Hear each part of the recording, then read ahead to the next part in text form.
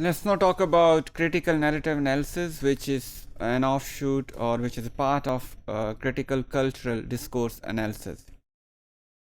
Narrative is a key in building a certain discursive affinity between people. It's a kind of story building process in which various threads are webbed together, and through which we understand a complete version of something. So narrative can help us developing and not only developing but in understanding the depth of the development of a social or national affinity. According to many authors, the CNA, which is known as cultural narrative analysis, combines both traditional narrative analysis, which was used and still is being used to analyze various kinds of, especially literary texts, and critical discourse analysis. And according to them, it is believed that it fulfills or it fills the gap which theoretical or practical gaps which were there in both fields. So a combination of both CDA and narrative analysis, traditional narrative analysis, is beneficial for future researchers both in theoretical and methodological ways. CNA so far has been more popular in sociological and psychological studies as compared to linguistic studies. In linguistic or other studies, this is a new phenomena, and many people believe this can be beneficial in enhancing the scope of language studies also. Many researchers like Montessori, and Morales Lopez define narrative as a kind of powerful tool to depict a desired world or to envision alternative to the status quo in a society, company, or organization. It not only can represent a desired world which we want to live in, but it also can help us understand and present different worldviews which can be the alternatives to what we are facing.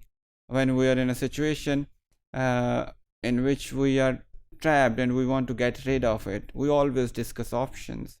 So the narrative can help us build those options, explain those options, and then choose the most favorable one among those available options. So narrative is a powerful tool in building certain options. Narrative also helps to rearticulate the status quo from an undesired version to the desired version. This is what I just explained. We can look for other options to go away from what we are facing right now, and narrative can help us choose those options. A narrative is also a powerful tool in creating a new community and gaining its support for enthusiasm for a certain cause. Contemporary governments have certain techniques also for propaganda, for political projections, in order to get public support for certain causes. Usually, mainstream electronic and social media is used for these purposes these days. A certain campaign is launched on media to make people aware of it and making them believe in the usefulness of that campaign. That may not be so in reality, but people are believed in a certain way.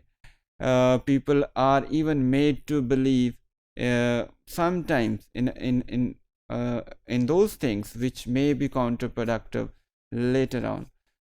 But these strategies are being used around across the world in various political setups. So this building a certain narrative can not only spread a certain worldview but also can gather people's support for it. Let's say declaring a certain country as sponsoring terrorism or producing terrorists, and then making the entire world hate that country, and then it is possible to wage a war against it. This has been a very popular strategy which was practiced by some powerful nations recently also. And this is possible to be investigated in our own, not to a greater level but small level social discourse also. A collective narrative is something which forms a part of a group's identity. It is produced, it shows, and it a group's general collective thinking, and it shows their identity also. And usually such narratives are motivated by political interests also, and they are used to gain certain objectives. A certain message is conveyed by a certain group in which most of its participants would agree with, or such mediums or strategies are used through which those people, most of the people in a group, can agree on that point or agenda.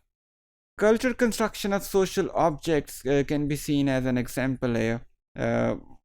Objects such as social groups, social events, phenomena, they can be presented to the people in two possible ways, though there can be many, but two important ways. One is to make an object look like normal. For example, we can make the events like war, like a breakup in social relations, look like normal. It does happens.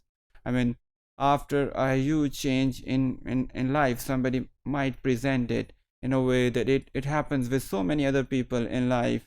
So is the case with me. It's just normal. So normalizing something which is actually not normal, then estranging things, that is a strategy of estrangement. So make a very normal thing look like abnormal, like peace as an option of cowardness, or it's as a symbol of cowardly behavior, and accepting somebody's demand as yielding to his or her demands can be presented. So sometimes good motives can be presented in a negative way, and the negative motive can be presented in a normal or positive way. This is how it happens. So cultural construction of various social objects, motives through narrative is very important to be understood.